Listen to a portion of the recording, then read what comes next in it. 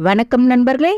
நாம் இன்று கேட்கவிருப்பது திரு இந்திரா சௌந்தரராஜன் அவர்களின் கல்லுக்குள் புகுந்த உயிர் த்ரில்லர் நாவல் பாகம் 2.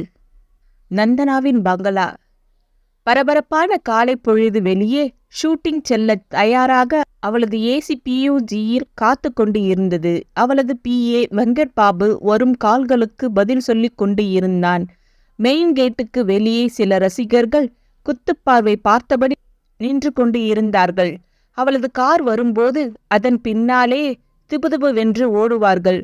தலையெழுத்து அவள் உள்ளிருந்தபடி டாட்டா காட்டுவாள். அன்றும் அப்படி நடக்கும் போல இருந்தது. நந்தனா அன்றைய காட்சிக்குரிய பேக்கப்பை வீட்டிலேயே போட்டுக்கொண்டு இருந்தாள். மேக்கப்மேன் சந்திரபாபு கிழவியை குமரியாக்கத் தெரிந்தவன் நந்தனாவை தேவதையாக்கி கொண்டு இருந்தான். அப்போது அவளது பிஏவுக்கு ஒரு ஃபோன், அதுவும் ஒரு பப்ளிக் பூத்திலிருந்து. ஹலோ, யாருங்க? நான் யாருன்றது அப்புறம், நந்தனாவை கவனமா இருக்க சொல்லுங்க. அவங்க உயிருக்கு சிலர் குறி வைத்திருக்காங்க. யோ, யாரையா நீ? என்னைய குண்டை தூக்கி போடுற? நான் போடல, ஓடுற அவங்க காருக்குள்ள குண்டை தூக்கி போடுவாங்கன்னு சொல்ல வந்த. நீ யாரையா?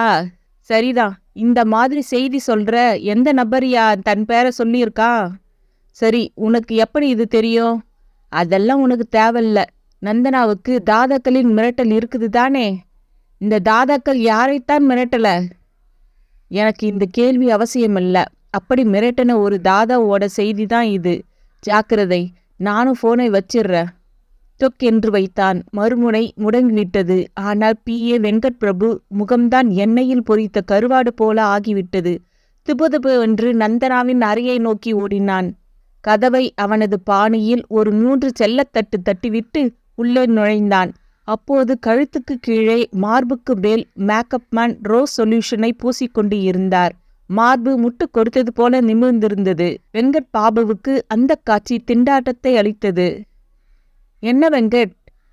அவள் தலையை கோதியபடி கேட்டாள். மேடம், ஒரு பேட் நியூஸ். என்ன? ப்ரொடியூசர் ஷூட்டை கேன்சல் பண்ணிட்டாரா?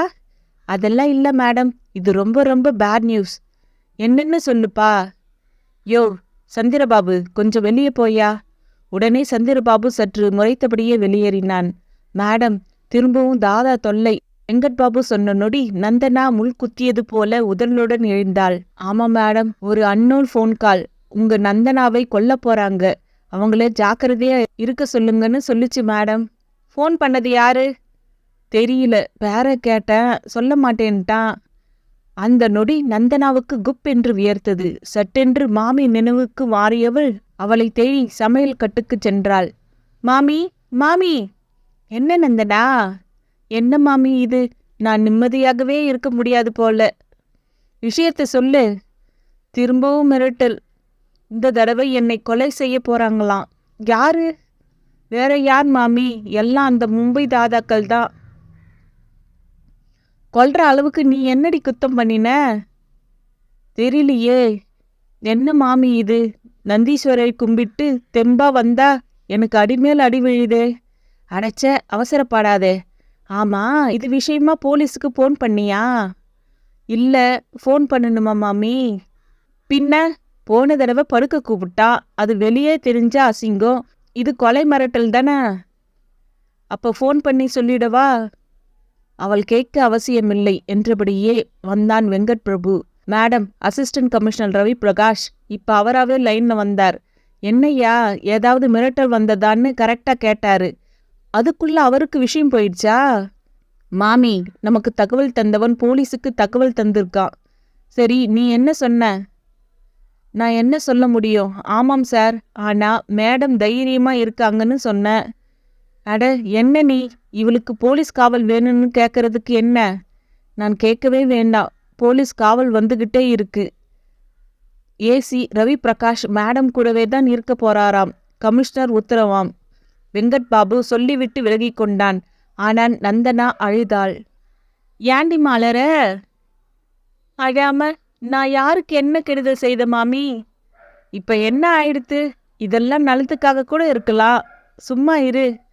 எப்படி மாமி? எவ்வளவு நாளைக்குத்தான் நான் போலீஸோட இருக்க முடியும்? இதுல எனக்கு நல்லபடியா கல்யாணம் ஆகி செட்டில் ஆகணும்னு நீங்க பிரார்த்தனை வேற பண்ணிக்கிட்டு இருக்கீங்க. உங்க பிரார்த்தனையோட லட்சணத்தை பாருங்க. அவசரப்படாத நந்தனானி, என் பிரார்த்தனை வீண் போகாது. உனக்கு கல்யாணம் ஆகும். நல்ல மாப்பிள்ளை வந்தே தீருவான் பாரு. எனக்கு நம்பிக்கை இல்லை. என் காசு பணம் இளமை குறி வச்சு எவனாவது வரப்போறான். எனக்கு வேற வழி கிடையாது. அதுவரை நான் உயிரோடு இருப்பேனோ இல்லை கொல்லப்படுவேனோ யாருக்கு தெரியும்? நந்தனா உச்சபட்சமாக புலம்பினாள். மாமிக்கு அது பெரிய அவஸ்தையாகத்தான் இருந்தது.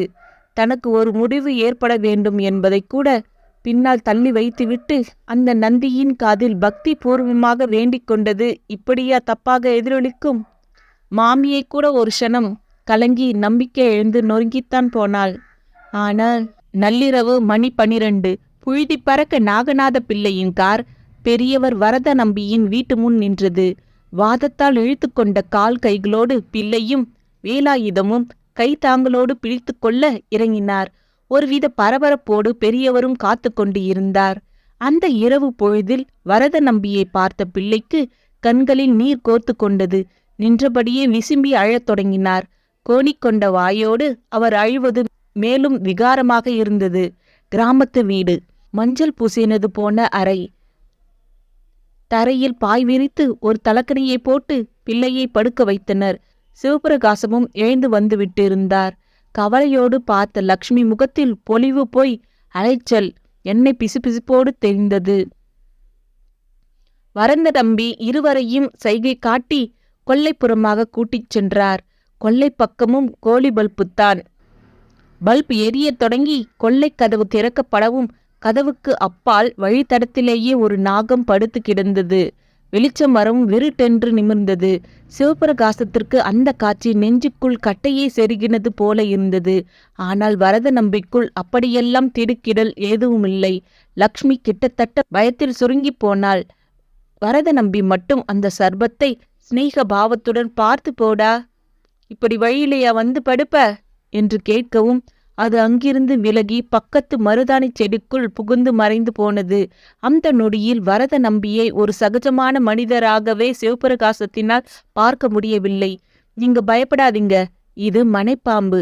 ராத்திரியில் அது பாட்டுக்கு எல்லா இடத்திலும் திரியும், ஆனா யாரையும் தீண்டாது என்று சாதாரணமாக சொன்னார். அந்த வீட்டு கொல்லையில் ஒரு வில்வ மரம். அந்த மரத்துக்கு கீழ் சிமெண்ட் திண்ணை ஒன்றை கட்டியிருந்தார்கள். சிலுசிலுவென்று வழவழப்போடு இருந்த அதன் மேல் போய் அமர்ந்தவர் எதிரில் உள்ள திண்ணை மேல் லக்ஷ்மியையும் சிவபிரகாசத்தையும் உட்காரச் சொன்னார். லக்ஷ்மி மட்டும் அமர்ந்தாள். சிவபிரகாசம் நின்று கொண்டார். உட்காருங்க சிவபிரகாசம். இருக்கட்டும் சாமி, நீங்க விஷயத்துக்கு வாங்க. நான் சொல்றத நல்ல விதமா கேட்டுக்கோங்கோ.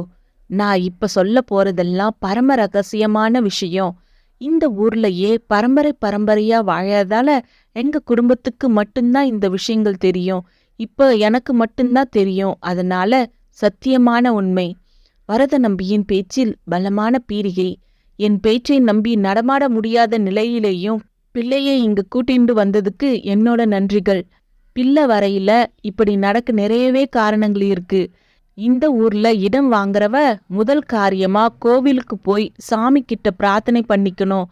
நான் சொல்லியும் பிள்ளை கேட்கல. அவருக்கு அவர் தப்பை உணர்த்தத்தான் நந்திகேஸ்வரர் சுவாமி குறுக்கே வந்தார். ஆனால் பிள்ளையால் அதை உணர முடியல. அது கடைசியில் இப்படி கை கால் இழுக்கப்பட்ட வாதமா வந்து முடிஞ்சிடுச்சு. இப்ப கூட ஒன்னும் கெட்டு போல. பிள்ளை நந்திகேஸ்வரர் பகவான் கால்ல தப்பை உணர்ந்து விழுந்தா நிச்சயம் இந்த வாதம் சரியாயிடும். அவருக்காக நீங்க பிரார்த்தனை பண்ணிக்க நினைக்கிறதுலயும் தப்பே இல்லை. ஆனா அவரே பண்ணிக்கிறது தான் விசேஷம். அதுக்காகத்தான் அவரை கூட்டிண்டு வர சொன்னேன். நீங்களும் கூட்டிண்டு வந்துட்டீங்க. இதுல நீங்க 2 பேர் மட்டுமல்ல, பிள்ளையும் அந்த டிரைவரும் கூட ரொம்ப கொடுத்து வச்சவங்க. இல்லைன்னா உங்களுக்கு சுவாமி தரிசனம் கிடைத்திருக்குமா? ஆனா இந்த ஊர்லயே பிறந்து வளர்ந்து வாழற வரைக்கும் எனக்கு இன்னும் சுவாமியோட நேரடி தரிசனம் கிடைக்கல. அப்ப நீங்க எவ்வளவு பெரிய புண்ணியசாலிகள்னு யோசிச்சு பார்த்துக்குங்கோ.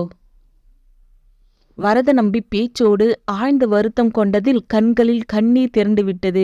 சிவபிரகாசம் அவர் பேசுவதையே கூர்ந்து கேட்டுக்கொண்டு இருந்தார். வரத நம்பியின் உணர்ச்சி பாட்டை சற்று சந்தேகிப்பது போல ஒரு சிரிப்பு சிரித்தார். லக்ஷ்மி அதை கவனித்து விட்டு கேட்டாள், என்னென்ன சிரிக்கிறீங்க? ஒண்ணுமில்லம்மா, சாமி நம்மளை எல்லாம் கொடுத்து வச்சவங்கன்னு சொன்னாங்க. நீ அதை ஒத்துக்கிறியா? ஏன் அப்படி கேக்குறீங்க? பின்ன என்னம்மா, கொடுத்து வச்சவங்க இப்படி ஒரு ராத்திரியில நம்ப முடியாத ஒரு கதையை கேட்டுக்கிட்டு இருக்கோம்.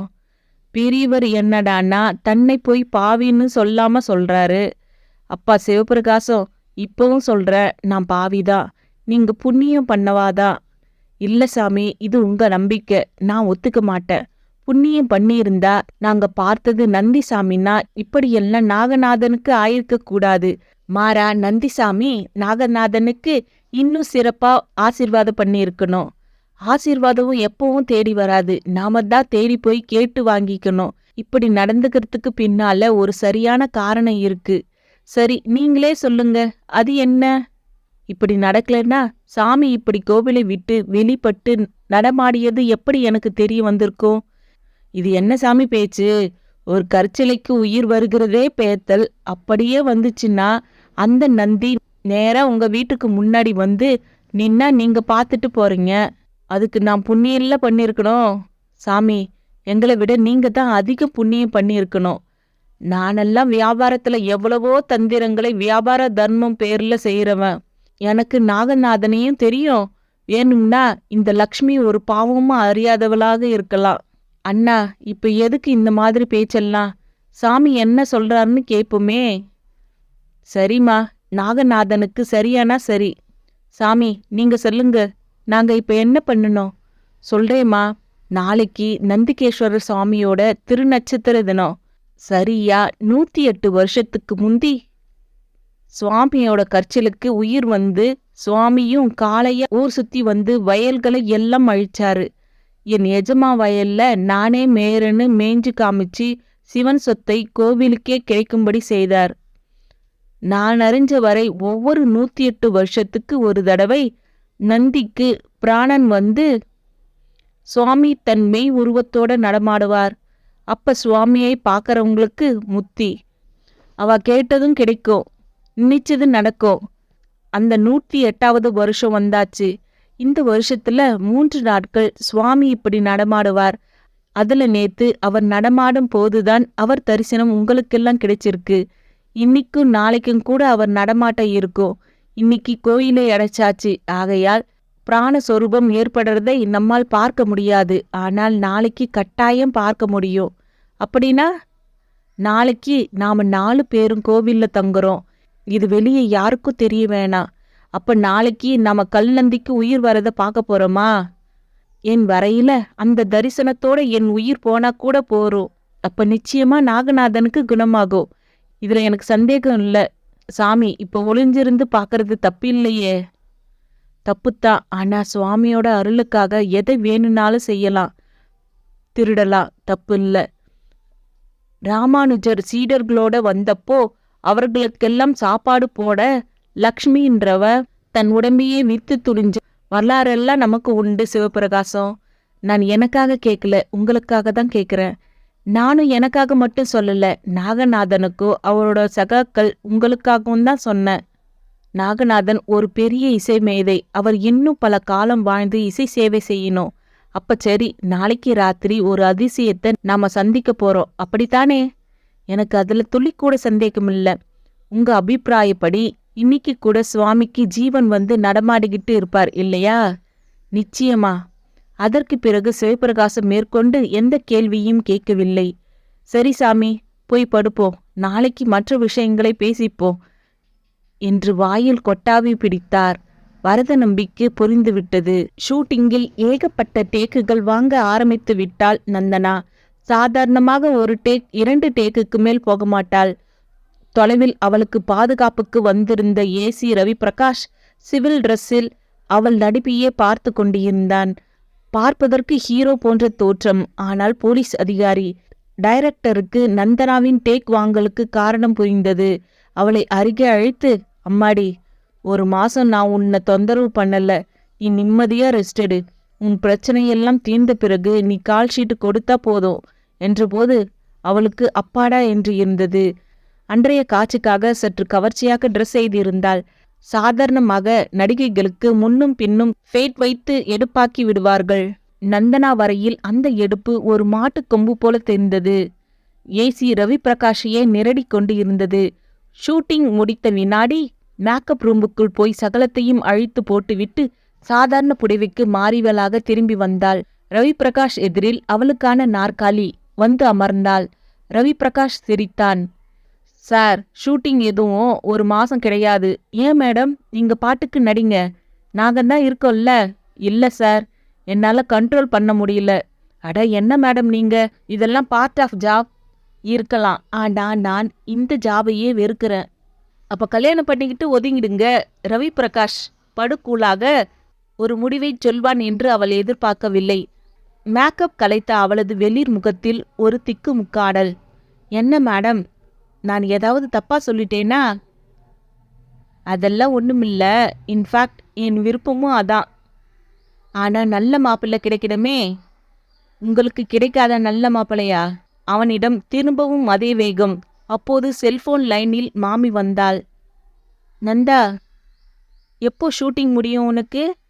முடிஞ்சிடுச்சு மாமி. ஒரு மாசத்துக்கு ஷூட்டிங் இல்ல. போலீஸ்காரர் கூட இருக்காங்க இல்லையோ? ஆஹா, ஏசி சார் கூடயே இருக்கார். சந்தோஷம். நான் எதுக்கு கூப்பிட்டேன்னு சொல்லிடுறேன். சமையலை முடிச்சு எல்லாத்தையும் மூடி வச்சிட்டு வந்து அப்படியே ஒரு குட்டி தூக்கத்தை போட்டேன். அதுல ஒரு சொப்பனம். என்ன மாமி, பகல் கனவா? கேளு. சொப்பனத்தில் நீயும் நானும் விடைத்தாங்கி கோவிலுக்கு நந்தி சுவாமி முன்னால் நின்னுண்டு இருக்கோம். அப்புறம் அப்புறம் என்ன? எனக்கு நல்ல மாப்பிள்ளை கொடுத்த உங்களுக்கு நன்றின்னு சொல்லிண்டே நீ விழுந்து சேவிக்கிற. அட, இன்னும் இருக்கு கேளு. நந்தி சுவாமியோட கல் விகாரத்துக்கு திடீர்னு உயிர் வந்து அவர் ஒரு வெள்ளை ரிஷபமா நடமாட ஆரம்பிக்கிறார். கனவு தானே? அதான் இஷ்டத்துக்கு கண்டிருக்கீங்க. அதான் இல்ல. அந்த ஊர் நந்தி சிலைக்கு 108 வருஷத்துக்கு ஒரு முறை அவர் திருநட்சத்திரத்தின் போது உயிர் வரும்னு கேள்விப்பட்டிருக்க. கனவு கலைஞ்சு கண் முழிச்ச உடனே கணக்கு போட்டு பார்த்தேன்.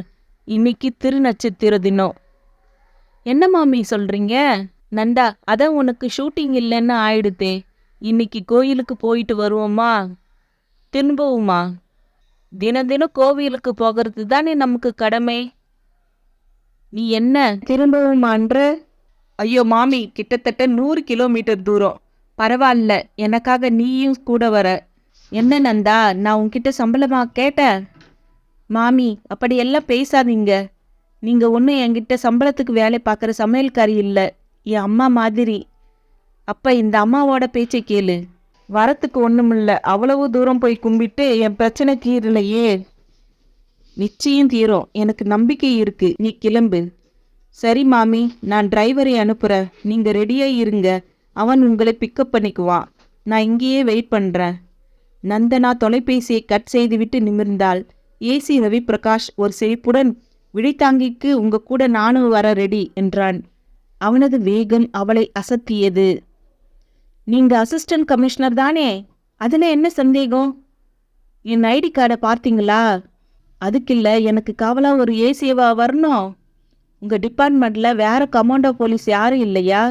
ஏன் மேடம், நான் உங்க கூட காவலுக்கு இருக்கிறது உங்களுக்கு பிடிக்கலையா? ஒரு அசிஸ்டன்ட் கமிஷனரே காவலுக்கு வரது என்னவோ மாதிரி இருக்கு.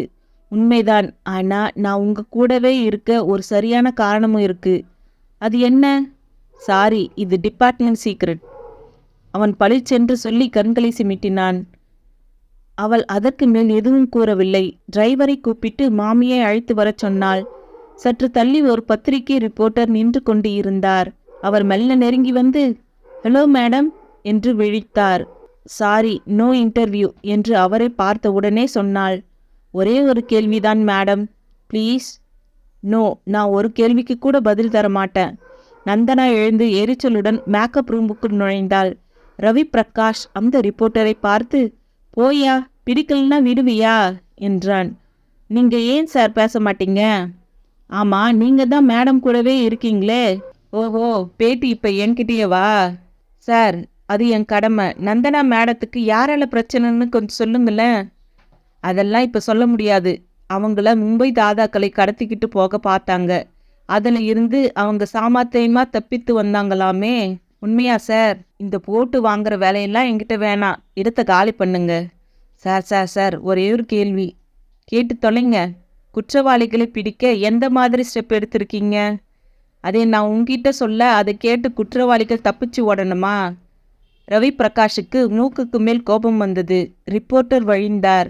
ரவி பிரகாஷ் தொடர்ந்து அங்கு இருக்காமல் சற்று நகர்ந்தான். துணிச்சலாய் மேக்கப் ரூம் பக்கம் போய் கதவருகே போய் நின்றான். டச்சப் செய்யும் பெண்மணி ஓடி வந்தாள். சார், உள்ளே போயிடாதீங்க. அம்மாவுக்கு ஆம்பளைங்க யாரும் உள்ளார வரத்து பிடிக்காது என்றாள். ஆமா, உன் பேர் என்ன? சகுந்தலாங்க. இந்த அம்மா கிட்ட தான் ரொம்ப நாளாக இருக்கியா? ஆமாங்க. அம்மா பேபி ஆர்டிஸ்டாக நடிக்கிறப்ப இருந்தே நான் தான் அவங்களுக்கு டச்சப். அப்போ நந்தனா பற்றி உனக்கு எல்லா விவரமும் தெரியணும் சொல்லு. அது வயதுக்கு வந்த தேதி கூட எனக்கு அத்துப்படிங்க. 9/9/94ங்க. அன்னைக்கு விநாயகர் சதுர்த்தி வேற, வெள்ளிக்கிழமையும் கூட. ரவி பிரகாஷ் கேட்கும் தோணி அவளுக்கு புரியவில்லை. வெகுளித்தனமாய் அவனிடம் பேசினாள். ரவி பிரகாஷ் அப்படியே பேச்சு கொடுத்து கொண்டே செட்டின் மறைவான ஒரு பக்கத்துக்கு சென்று தன் ஷர்ட் பாக்கெட்டில் இருந்து ஒரு பாஸ்போர்ட் சைஸ் புகைப்படத்தை எடுத்து அவளிடம் காட்டினான். யார் படங்க இது? உனக்கு தெரியல? தெரியலையே. என்னம்மா கதை விட்ற? இவர்தான் நந்தனாவோட மாமா. ஐ, எனக்கு தெரியாம இப்படி ஒரு மாமாவா? அது சரி, அவங்க குடும்ப விஷயம் கூடவா உனக்கு தெரிஞ்சுக்கணும்? தெரியுமே. இப்படி ஒரு ஆளை நான் பார்த்ததே இல்லையே. நீ பார்த்தேன்னு நானும் சொல்லலையே. நான் பார்க்கலன்னா அம்மாவும் பார்க்கலன்னு தானே அர்த்தம். அவ்வளவு நம்பிக்கையா உனக்கு? ஆமாம், பின்ன கூடவே இருக்குல்ல. சனி ஞாயிறு லீவு கூடவா? எங்களுக்கெல்லாம் ஏது லீவு? ஷூட்டிங் இல்லாட்டி பாப்பாவோட செஸ் விளையாட அது ஊருக்கு போயிடுவேன். அப்படின்னா உங்கள் பாப்பா வாழ்க்கையில் எந்த அம்பளையும் குறுக்கிடுறது இல்லையா? எனக்கு தெரிஞ்சு இல்லை. கூட நடிக்கிறவங்களை பாப்பாவே தூரம் நிறுத்திடும். தினேஷ் தம்பி லவ் பண்ணிச்சு, ஆனால் பாப்பா அதை ஏற்றுக்கல. ஏன்? அதுக்கு ஒரு சினிமா நடிகரை கட்டிக்க விருப்பமில்லை. அத்தோட தினேஷ் கொஞ்சம் அப்படி இப்படி டைப்பு. ரவி பிரகாஷ் அழகாக அவளிடம் போட்டு வாங்கிவிட்டு அவளை விட்டு தனியாக ஒதுங்கி செல்போனில் கமிஷனரை பிடித்தான். Good morning sir. என்ன ரவி? சாரி சார், நாம் சந்தேகப்பட்ட மாதிரி எதுவும் இல்லை. அந்த இன்டர்நேஷ்னல் கல்பரேட்டுக்கும் நந்தனாவுக்கும் எந்த சம்பந்தமும் இல்லை. அப்போ நமக்கு வந்த செய்தி தப்பா? அவனுக்கும் ஒரு நடிகைக்கும் தொடர்புன்றது உண்மை. ஆனால் அந்த நடிகை நந்தனா இல்லை. மேபி வேற நடிகையாக இருக்கலாம். Are you sure? ஷூர். ஒரு வகையில் நந்தனா ரொம்பவும் பாவம். தெரியாதனமா நடிகை ஆயிட்டா. மற்றபடி வெரி குட் கேர்ள். பார்த்துப்பா, நீயும் பேச்சுலரு, லவ் பண்ண ஆரம்பிச்சிடாத. அது என் கையில் இல்லை சார். அவள் உயிருக்கு கொலை மிரட்டல் விட்டது போலீஸ் தான்னு அவளுக்கு தெரிஞ்சா அது மோசமான பல விளைவுகளை உருவாக்கும். நான் பார்த்துக்கிறேன் சார். நந்தனா இன்னைக்கு ஒரு புராதனமான கோவிலுக்கு போறா. பாதுகாப்புக்கு கூடவே போய் அங்கே சாமி சன்னதியில் கொலை மிரட்டல் விட்ட பம்பாய் தாதாவை நாம் அரெஸ்ட் பண்ணிடுறதா சொல்லி நான் சமாளிச்சிடுறேன். Okay, all the best. By the by, Nandana இல்லைன்னு ஆயிட்டதால அந்த இன்னொரு நடிகை யாருன்னு கவனித்து ஆப்ரேஷனை வேக பண்ண சார். நம்ம நாட்டுக்கு தலைவலியாக இருக்கிற அந்த குரூப் உயிரோட நம்மக்கிட்ட சிக்கியே தீரணும். நிச்சயமா. நீ கொஞ்சம் சீக்கிரம் வா, நீயே அந்த விஷயத்தையும் கவனிச்சுக்கலாம். கமிஷனர் முற்றுப்புள்ளி வைக்க ரவி பிரகாஷ் திரும்பவும் ஒரு முறை அந்த பாஸ்போர்ட் சைஸ் போட்டோவை எடுத்து பார்த்தான். பின்லேடன் தாவு போல் ஒரு உலக கிரிமினல் படம் இது. அவனுக்கு ஒரு தமிழ் நடிகை ஒருத்தியோட நெருங்கின தொடர்பு என்று ஒரு க்ளூ கிடைத்தது. அதை எப்படி ஊர்ஜிகப்படுத்திக் கொள்வது என்று போலீசார் யோசித்த போது அவர்களுக்கு தெரிந்த குறுக்கு வழிதான் கொலை மிரட்டல். மிரட்டலை தொடர்ந்து பாதுகாப்புக்கு வருவது போல வந்து நந்தனாவின் முன்பின் அவளையும் அலச வேண்டும் என்பதுதான் திட்டம். அது வெற்றிகரமாக முடிந்ததில் ரவி பிரகாஷிடம் ஒரு சந்தோஷம். அது என்னவோ தெரியவில்லை, நந்தனாவின் மேல் ஒரு பரிதாபமும் ரவி பிரகாஷ்க்கு ஏற்பட்டது. அது எதனால் என்றுதான் தரம் பார்த்து பிரிக்க முடியவில்லை. அந்த இரவு பொழுது பிரம்ம முகூர்த்த காலத்தை நோக்கி சென்றபடி இருந்தது. வரத நம்பி முதலில் எல்லோரும் பேச வேண்டியதை பேசிட்டு உறங்க போய்விட்டனர். ஆனால் சிவபிரகாசம் வரையில் உறக்கமே வரவில்லை. குறிப்பாக அன்று இரவு நந்தி உயிர் தெளிந்து திரியும் என்று வரத நம்பி கூறியிருந்தது அவரை தூங்க விடவில்லை. சுவர் கோழிகள் கூரைச் சரிவில் இடைவிடாது கத்தி காதை திருக்கிக் கொண்டு இருந்தன. கை கடிகாரத்தை பார்த்தார் சிவபிரகாசம். மணி 3. வரத நம்பி சொன்னது எந்த அளவுக்கு உண்மையாக இருக்க முடியும் என்ற சந்தேகமே பெரும் கேள்வியாக அவரை அரித்து கொண்டே இருந்தது. புரண்டு படுத்தபோது கோவிலின் மதில் சுவர் அந்த இருளிலும் அவர் கண்ணில் பட்டது. அருகில்தான் கோவில். எழுந்து போய் பீடத்தில் நந்தி இருக்கிறாரா இல்லையா என்று தெரிந்து கொள்ள வேண்டி அவர் மனதில் ஆவல் தோன்றியது. எனவே எழுந்து அமர்ந்தார். ஒரு கொட்டாவி பிரிந்தது. தூக்கம் வராத அலுப்பு உடம்பை ஒரு மாதிரி தெரித்தது. தெருவில் அப்படி ஒரு நிசப்தம். ஏசி அறைக்குள் படு அமைதியாக தூங்கி பழகியவருக்கு அந்த ஓட்டு வீடு திண்ணையில் அவ்வளவு சுலபத்தில் தூக்கம் வரவில்லை. கொசுக்கள் வேறு சுற்றி சுற்றி வந்து காதை சிதைத்தன. சட்டென்று ஒரு முடிவோடு எழுந்து கொண்டார். ஓசைப்படாமல் தெருவில் இறங்கி நடந்தார். தோல் செருப்பும் மிதிபடும் போது உராய்வு சத்தம் போட்டது. அந்த வேளையில் அது அவ்வளவு துல்லியமாக கேட்டது. மெல்ல நடந்தவர் கோவில் கோபுர முகப்பருகே வந்துவிட்டார். பெருங்கதவு தாழிடப்பட்டு இருந்தது. உள்ளே பார்க்க வேண்டுமானால் பக்கவாட்டு மதிலில் ஏறி குதிக்க வேண்டும் என்பது தெரிந்தது. அதற்கு ஏற்ப சுவரை ஒட்டி ஒரு வேப்பமரம் வளர்ந்திருந்தது. ஆர்வம் சிவபிரகாசம் மரம் ஏற வைத்தது. மரத்தில் ஏறி சுவரை தொட்டவர் அங்கிருந்து சன்னதிக்கு வெளியே கல் மண்டபத்தில் அமர்ந்திருக்கும் நந்தி சிலையை பார்க்க முயன்றார். கல் மண்டபத்தில் காலியான பீடம்தான் கண்ணில் பட்டது. குப் என்று வியர்த்து விட்டது. வரத நம்பி சொன்னதும் உண்மை என்பது அப்போதுதான் தெரிந்தது. அதே சப்தம் கேட்டு திரும்பியவருக்கு சப்த நாடியும் ஒடுங்கிவிட்டது. கோவிலுக்கு முன்புற வீதியில் வெள்ளை வெள்ளேர் என்று கழுத்து மணி சப்திக்க ஒரு மாலை சகிதம் ஒளிப்பிழம்பாய் அந்த நந்தி ஜல் ஜல் என்று சப்தம் கேட்க அது நடந்து வரும் அழகே தனியாக இருந்தது. மரக்கிளையின் மேல் அமர்ந்திருந்த நிலையில் அரிய காட்சியை பார்த்து வாய்ப்பிழந்தார். அவர் பார்க்க அந்த நந்தி கோவில் கதவு முன் வந்து நிற்கவும் கதவு எப்படி திறந்தது, அது எப்படி உள்நுழைந்தது என்று தெரியவில்லை. தெருவில் நடந்து வந்த ஒளிப்பிழம்பான நந்தி இப்போது கோவிலுக்குள் நுழைந்து கல் மண்டபத்திலும் பிரவேசித்தது. பிரவேசித்த சில நொடிகளில் அப்படியே சிலையாக மாறி பீடத்தில் காட்சி தந்தது. சிவபிரகாசத்துக்கு உச்சி முதல் பாதம் வரை சிலிர்ப்பு. சர்வாங்கத்திலும் ஒரு பரபரப்பு வேறு. மரத்திலிருந்து கீழே குதித்தவர் அப்படியே மரத்தடியில் அந்த காட்சியை எண்ணியபடியே அமர்ந்து விட்டார். விடிய போகும் நேரம். மரத்தடியில் அமர்ந்திருந்த சிவபிரகாசத்தை முதலில் பார்த்தவர் கோவிலுக்கு தரிசனம் செய்வதற்காக வந்திருந்த வரத நம்பிதான். அவரது பிரமித்த தோற்றமே அவர் அங்கு இருப்பதை புரிய வைத்துவிட்டது. என்ன சிவபிரகாசம், நந்தி தரிசனமா என்றார் மிருதுவான குரலில். ஆமாம் சாமி, இன்னமும் அது என் கண்ணிலே இருக்கு.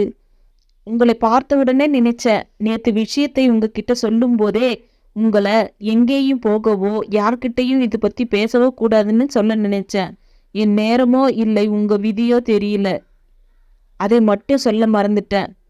அதனால என்ன சாமி, நீங்க சொன்னதை நான் முதல்ல நம்பல. ஆனா இப்ப நான் சிரித்து போயிருக்கேன். யாருக்கு கிடைக்கும் இப்படி ஒரு பாக்கியம்? போதும் சிவபிரகாசம், உங்க தெய்வ அனுபவத்தை தயவு செய்து வெளியே சொல்லாதீங்க. என்கிட்ட கூட எதுவும் பேச வேண்டாம். நந்தீஸ்வரரை பேராசை நோக்கத்தோடவா இல்லை சந்தேக பார்வையுடனோ நினைக்கிறது பெரும்பாவம். இல்ல சாமி, நீங்க இனி எதுவும் சொன்னாலும் நான் கேட்க மாட்டேன். இது எவ்வளவு பெரிய அதிசயம் தெரியுமா? இதை இந்த உலகம் தெரிஞ்சுக்கணும். கண்ணுக்குள் உயிர் வரும் விஷயம் ஒன்று சாதாரணமானது இல்லை. இது மட்டும் வீடியோ எடுத்து உலகம் முழுக்க டெலிகாஸ்ட் பண்ணினா அதனால இந்த கோவிலுக்கு எவ்வளவு கூட்டம் வரும் தெரியுமா? சிவபிரகாசம் தன் கருத்தில் போய் நின்ற இடம் வரத நம்பியை தீயை போல் தாக்கியது. போதும், விவரம் புரியாம பேசாதே. சில விஷயங்கள் அந்தரங்கமா தான் இருக்கணும். சுவாமி இப்படி வந்துட்டு போற விஷயத்துக்கு பின்னால் நிறைய சூட்சும காரியம் இருக்கு. அதை வெளியே சொல்லக்கூடாது. இது விளம்பரப்படுத்த வேண்டிய விஷயம் கிடையாது. பொத்தி பாதுகாக்கப்பட வேண்டிய விஷயம். இல்ல, நீங்க பிற்போக்குவாதி. உங்க பேச்சு கேட்டா உருப்பிட முடியாது. தயவு செஞ்சு நீங்க சும்மா இருங்க. சிவபிரகாசம், வேண்டாம், தயவு செய்து என் பேச்சை கேளுங்க. இது பத்தி யார்கிட்டையும் சொல்லாதீங்க. கோவிலுக்கு என் கூட வந்து சுவாமி முன்னால் சத்தியம் செய்யுங்க. இல்லைன்னா அது உங்களுக்கு நல்லதில்ல. இல்ல சாமி, நீங்களா அந்த காலம் இப்படிதான் யோசிப்பீங்க. நான் வியாபாரி, அதே சமயம் புண்ணியம் பண்ணவன். இல்லைன்னா நீங்க தூங்கின மாதிரி நானும் தூங்கி இந்த காட்சியை எழுந்திருப்பேன். இல்ல, நான் இந்த ரகசியத்தை சொன்னது தப்பு. நான் நாகநாத பிள்ளை நந்தி தரிசனம் பண்ணி குணமடையணும்னு நினைச்சுதான் சொன்னேன். அது இப்படி திசை திரும்பும்னு எனக்கு தெரியாது. உங்களை நான் இந்த ஊர்ல இருக்க விட மாட்டேன். இருவரும் கோவில் மதில் சுவரை ஒட்டி செய்து கொள்ளும் தர்க்கம் நல்ல வேளையாக யார் காதிலும் விழவில்லை. அதே சமயம் சிவபிரகாசத்தின் தந்திர புத்தி வேகமாக வேலை செய்தது. சற்று தள்ளி ஒரு தென்னை மட்டை விழுந்து கிடந்தது. அதை போய் கையில் எடுத்தவர் அதை இரண்டாக பிளந்தார். வரத நம்பி அவர் செய்கையை புரியாதபடி பார்த்து கொண்டே நின்றார். சில நொடிகளில் ஒரு கிரிக்கெட் மட்டை அவர் கையில் தயாரானது. இது இப்ப எதுக்கு உங்களுக்கு? இது எனக்கில்ல, உங்களுக்குத்தான். எனக்கா? ஆமா, இதுல ஒரே போடு. ஒரு 4 நாளைக்கு நீங்க எழுந்திருக்க மாட்டீங்க. அதுக்குள்ள நான் என் விருப்பப்படி என்ன செய்யணுமோ செய்துப்பேன். குறிப்பாக வீடியோ எடுப்பேன். உலகத்துல இருக்கிற அவ்வளவு டிவிக்கும் விற்பேன். நானும் குபேரம் ஆவேன். அப்படியே இந்த ஊரையும் பிரபலமாக்கி விடுவேன். நீங்க வேணா பாருங்க, அடுத்த திருப்பதி இந்த ஊரு தான். பேச்சோடு மட்டையால் வரத நம்பியின் தலையில் ஒரே போடு. நம்பி சுருண்டு விழுந்தார். எதற்கும் இருக்கட்டும் என்று இன்னொரு போடு புழவாயில். சுருண்டது அவர் தேகம். அடுத்து அவரை இழுத்து சோரோரம் கிடத்தியவர் ஓடிப்போய் வீட்டு வாசலில் நிற்கும் தன் காரை கிளப்பி கொண்டு வந்து காருக்குள் மளமளவென்று வாத நம்பியை சிவபிரகாசம் ஏற்றும் பொழுது எதிரில் இன்னொருவர் கார். அதில் நந்தனாவும் மாமியும் பின் சீட்டில் இருக்க முன் சீட்டில் ஏசி ரவி பிரகாஷ். பொழுது விடிய தொடங்கியது. ஒரு வினாடி சிவபிரகாசம் திடுக்கிட்டாலும் காரை படுவேகமாக பின்னுக்கு எடுத்து எதிரில் வந்த நந்தனாவின் காரை ஓவர்டேக் செய்து கொண்டு பறந்தார். அந்த இடைவெளியிலும் ரவி பிரகாஷ் சிவபிரகாசத்தை அடையாளம் கண்டு கொண்டதுதான் ஆச்சரியம். ஏய், இவர் சிவபிரகாசம், பெரிய இண்டஸ்ட்ரியலிஸ்ட் என்றான். அவரும் கோவிலுக்குள் வந்து சாமி தரிசனம் பண்ணிட்டு போறாரோ என்னவோ என்றால் உள்ளிருந்த மாமி. அவர்கள் காரும் கோவிலின் முன் நின்றது. மூவரும் இறங்கிக் கொண்டனர்.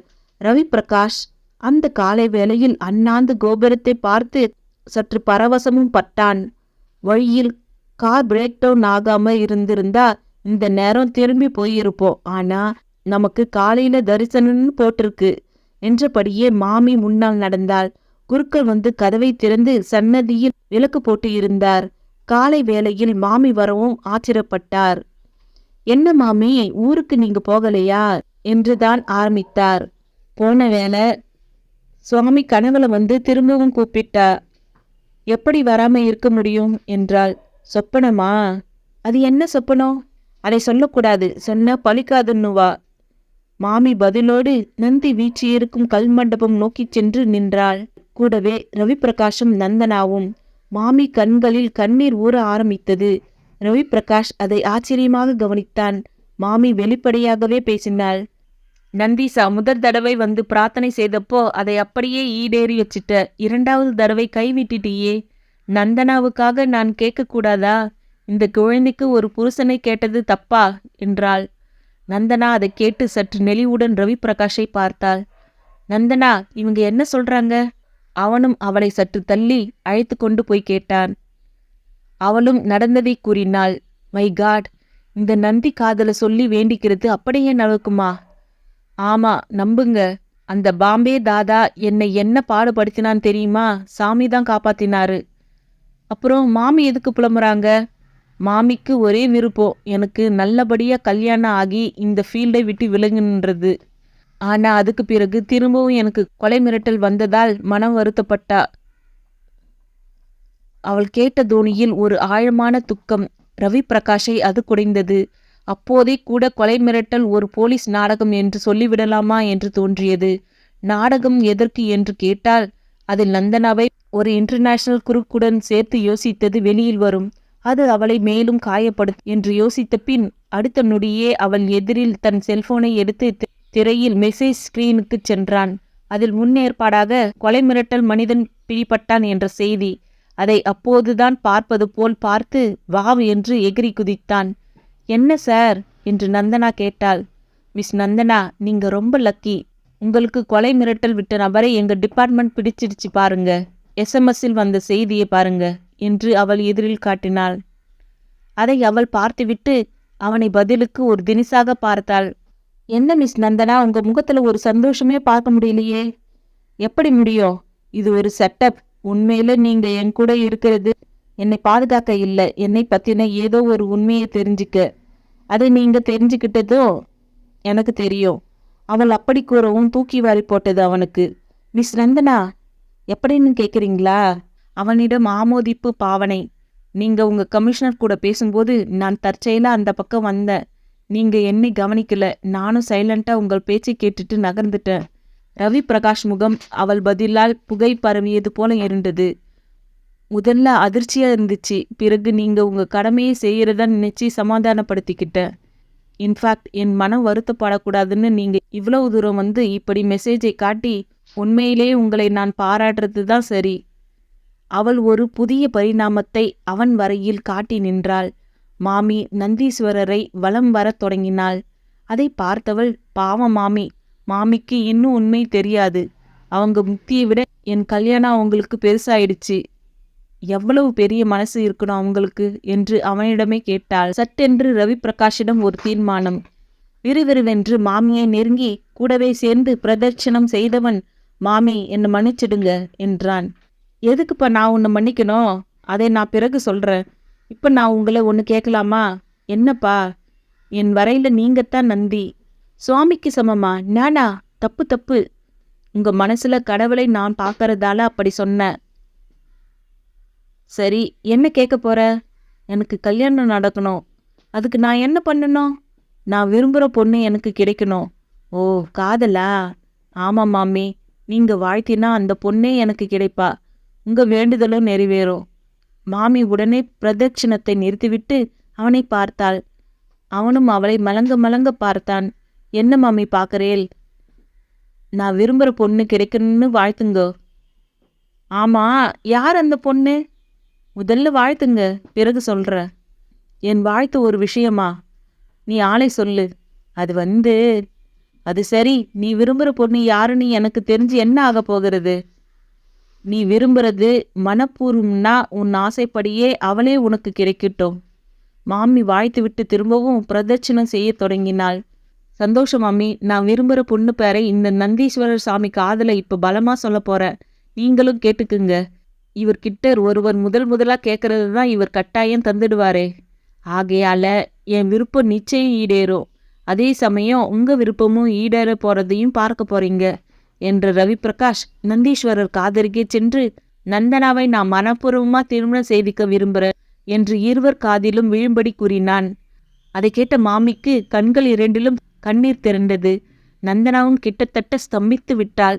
சுவாமி தரிசனம் முடித்து காரில் திரும்பும்போது மூவரிடமும் அப்படி ஒரு மௌனம், அப்படி ஒரு அமைதி, அப்படி ஒரு நிம்மதி. அதே சமயம் ஒரு இடத்தில் ஆற்றுப்பாலம் ஒன்றின் முன் திரளாக கூட்டத்தை பார்த்துவிட்டு காரை ஓரம் கட்டிவிட்டு இறங்கிய ரவி பிரகாஷுக்கு தூக்கி வாரி போட்டது.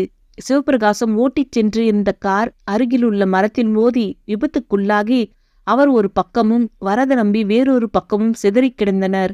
கூட்டத்தில் ஒருவர் சொன்னார், திடுக்கிடு ஒரு மாடு குறுக்கல வந்து வண்டியை சைடில் விட்டு இப்படி ஆயிடுச்சு என்றார். ரவி பிரகாஷ் வேகமாக செயல்பட்டு சிவபிரகாசத்தின் உடலிலும் துடிப்பு இருந்தது. வரத நம்பி உடலிலும் துடிப்பு இருந்தது. அடுத்த நிமிடமே இருவரும் நந்தனாவின் காருக்குள்ளே கிடத்தப்பட்டனர். மாமிக்கு இடமில்லாது போனதால் இறங்கிக் கொண்டாள். மாமிக்கு துணையாக நந்தனாவும் இறங்கிக் கொண்டாள். தம்பி, இவாளை ஆஸ்பத்திரியில சேர்த்து காப்பாத்துற வழி பாருங்க. நாங்க எப்படியாவது வந்து சேர்றோம் என்றாள் மாமி. அந்த நேரத்தில் ரவி பிரகாஷுக்கு வேற வழி இருப்பதாக தெரியவில்லை. காரும் அசுரகதியில் கிளம்பியது. நடு வழியில் நின்ற நந்தனாவை சுற்றிலும் கூட்டம் வேறு சேர ஆரம்பித்து விட்டது. நல்ல வேளையாக விடைத்தாங்கிக்கு போகும் மினி பஸ் வரவும் மாமியும் நந்தனாவும் பஸ்ஸில் ஏறிக்கொண்டு திரும்பவும் விடைத்தாங்கிக்கே புறப்பட்டனர். கண்டக்டர் நந்தனாவை ஒரு தேவதை போலத்தான் பார்த்தான். ஆட்டோகிராஃப் எல்லாம் வாங்கிக் கொண்டான். கோவில். நாகானந்த பிள்ளை கெந்தி கெந்தி நடக்க அவருக்கு உறுதுணையாக லக்ஷ்மி. இருவருக்கும் நடந்த விபத்து பற்றி எதுவும் தெரியவில்லை. விரிந்து பார்த்தபோது இருவருமே இல்லை. காத்திருந்து பார்த்துவிட்டு, சரி நாமாவது கோவிலுக்கு போவோம் என்று லக்ஷ்மி பிள்ளையை கைத்தாங்கலாக அழைத்து வந்து விட்டாள். அந்த காலோடும் கையோடும் நந்தீஸ்வரரை இருவரும் சுற்றி பார்ப்பது பரிதாபமாக இருந்தது. சுந்தர குருக்கள் வந்து பார்த்துவிட்டு வருத்தத்தோடு திரும்பி போனார். கோவிலின் வெளியே நந்தனாவும் மாமியும் மினி பஸ்ஸிலிருந்து இறங்கினார்கள். நந்தீஸ்வரர் திரும்பவும் அவர் கோயிலுக்கு அழைக்கிறார். வா, உச்சகால தரிசனம் பண்ணிட்டு வருவோம். அதுக்குள்ள அந்த ஏசியும் உனக்காக நிச்சயம் ஏதாவது ஒரு காரை அனுப்பி வைப்பான் பாரு என்றாள். நந்தனா மறுபேதும் கூறவில்லை. மாமி, ஒரு வகையில இந்த கோயில்தான் என் வாழ்க்கையே மாத்திருக்கு என்றபடியே உள்ளே நுழைந்தாள். மாமிக்கு நாகநாத பிள்ளையின் மிருதங்கம் என்றால் கொள்ளை பிரியும். மதியம் ரேடியோவில் அவர் கச்சேரியை தவறாமல் கேட்பாள். அவரையே நேரில் பார்த்தால் அவளுக்கு எப்படி இருக்கும்? அதே சமயம் பிள்ளை வாதம் வந்த காலோடு கெந்தி கெந்தி நடப்பதை பார்க்கவும் அதிர்ச்சியும் ஏற்பட்டது. அவரை பார்த்துவிட்டு அருகே ஓடினாள். இவர் மிருதங்க வித்வான் நாகநாத பிள்ளை தானே? லக்ஷ்மி அதற்கு ஆமோதிப்பு தந்தாள். எப்படியாச்சு இப்படி? எல்லாம் தலையெழுத்து. தலையெழுத்தாவது கால் எழுத்தாவது. இங்க நீங்க சொல்றது கைலாசத்துக்கே எதிரொலிக்கும். எப்படியோ இவர் நல்லபடியா ஆனா போதும். இவரை இங்க கூட்டிண்டு வந்த சிவபிரகாசத்தையும் வரத நம்பி ஐயாவையும் தான் காணல. என்னது, அவங்கதான் உங்களை கூட்டிட்டு வந்தவங்களா? ஆமா. நீங்க ஏன் பதறி போறீங்க? பதறாம என்ன பண்ண? அவங்க 2 பேரும் ஆஸ்பத்திரியில உயிருக்கு போராடிட்டு இருக்காங்க. ஈஸ்வரா, என்ன சொல்றீங்க? நாங்க வழியில பார்த்து எங்க கார்ல அவங்களை ஆஸ்பத்திரிக்கு அனுப்பி வச்சிருக்கோம். அவளுக்கு ஆக்சிடென்ட் ஆயிட்டுது. அடக்கொடுமையே, 2 பேரும் எங்க போனா? எதனால இப்படி ஆக்சிடென்ட் ஆச்சு? வீட்டுல எங்களோட தான் இருந்தாங்க. லக்ஷ்மி பதட்டப்பட நாகநாத பிள்ளை கோணிக்கொண்ட வாயோடு அப்படியே ஒரு ஓரமாய் உட்கார்ந்து விட்டார். அவர் வரையில் அடிமேல் அடி விழுவதாக தோன்றியது. இடையில் நந்தனாவின் செல்போன் அவளை அழைத்தது. ரவி பிரகாஷ் தான் பேசினான். நந்தனா, அவங்க 2 பேரையும் ஆஸ்பத்திரியில் அட்மிட் பண்ணிட்டேன். டிரைவர் உங்களை பிக்கப் பண்ண வந்துகிட்டு இருக்கான். அது சரி, அவங்க 2 பேரும் பொழைச்சிடுவாங்களா? அது சொல்ல முடியாது. ஆமா, நீ இப்ப எங்க இருக்க? கோவில்ல, நந்திகேஸ்வரர் முன்னாலதான். ஓ, இங்க அந்த வயசானவர் கூட அந்த சாமி பேரை தான் சொல்லி முனைக்கிட்டு இருக்காரு. மேபி அந்த சாமி மனசு வச்சா நம்மளை சேர்த்த மாதிரியே இவங்களையும் பிழைக்க வைக்கலாம். எதுக்கும் பிரார்த்தனை செஞ்சுக்கோ. ரவி பிரகாஷ் சொன்னதை நந்தனா அப்படியே மாமையிடம் சொன்னாள். அது லக்ஷ்மி காதிலும் விழுந்தது. விறுவிறுவென்று நந்தியின் காதருகே சென்றவள், சாமி, அவங்கள காப்பாத்து, உயிர் பிச்சை கொடு என்றாள். அவர்களின் முன் நாகநாத பிள்ளையின் வாதம் 2ஆம் பட்சமாகிவிட்டது. அவள் அப்படி பிரார்த்தனை செய்து கொண்டது நந்தனாவுக்கே கூட இன்ப அதிர்ச்சியாகத்தான் இருந்தது. அடுத்த நொடியே ஒரு அதிசயம் அங்கே அரங்கேறத் தொடங்கியது. ஓரமாக ஒதுங்கி அமர்ந்திருந்த நாகநாத பிள்ளையின் மேல் ஒரு பல்லி கல்தூணில் இருந்து தவறி விழுந்தது. அவரும் பதைப்போடு கைகளை உதறியதில் இழுத்து கொண்ட கையும் காலும் அந்த நொடியே நேரானது. கையை ஊன்றிக் கொண்டு எழுந்த பிள்ளையும் நம்ப முடியாமல் கையையும் காலையும் பார்த்து லேசாக குதிக்கவெல்லாம் செய்தார். அதை பார்த்த லக்ஷ்மியிடம் ஆனந்த சிரிப்பு. சாமி என்று அப்படியே மண்டியிட்டு விழுந்தாள். பிள்ளையும் கைகளை குப்பினார். கோவிலிலேயே ஒரு மிருதங்கம் இருந்தது. அதை எடுத்து வர சொல்லி ஆனந்தமாய் நந்திகேஸ்வரர் முன் அமர்ந்து உற்சாகமாய் வாசிக்கவும் செய்தார். நல்ல கூட்டமும் கூடிவிட்டது. இடையே சிவபிரகாசம் பற்றியும் வரத நம்பி பற்றியும் முன்னேற்றமான தகவலும் வந்தன. அவர்கள் அபாய கட்டத்தை கடந்துவிட்ட தகவல் வந்தபோது நந்தனாவின் காரும் கோவிலின் வாசலை வந்து சேர்ந்தது. நந்தனா பிள்ளையையும் லக்ஷ்மியையும் அழைத்து கொண்டுதான் புறப்பட்டாள். நந்தனா ரவி பிரகாஷ் திருமணம் வெகு விமர்சையாக நடந்தேறியது. ரிசப்ஷனில் நாகநாத பிள்ளையின் மிருதங்க வாத்திய கச்சேரியும் களை கட்டியது. கல்யாணத்துக்கு எல்லோரும் வந்திருந்தனர். சிவபிரகாசத்தை வரத நம்பி பிள்ளைதான் கைத்தரங்களாக அழைத்து வந்தார். பாவம் சிவபிரகாசம் எதனாலேயோ பேச முடியவில்லை. காலப்போக்கில் பேச்சு வரலாம், வராமலும் போகலாம் என்பது டாக்டர்கள் சொன்னது. ஆனால் அது எதனால் என்பது வரத நம்பிக்கு மட்டும்தான் தெரியும். நாகநாத பிள்ளையின் கச்சேரியை பார்க்கும் சிவபிரகாசம் மனம் கசந்து அழுதார். வரத நம்பி தடுக்கவில்லை, அழட்டும் என்று விட்டுவிட்டார். அதுதானே பிராயச்சித்தம். திரு இந்திரா சௌந்தரராஜன் அவர்களின் கல்லுக்குள் புகுந்த உயிர் முற்றும். மறக்காம நம்ம சேனலை சப்ஸ்கிரைப் செய்து கொள்ளுங்கள் நண்பர்களே. நன்றி, வணக்கம்.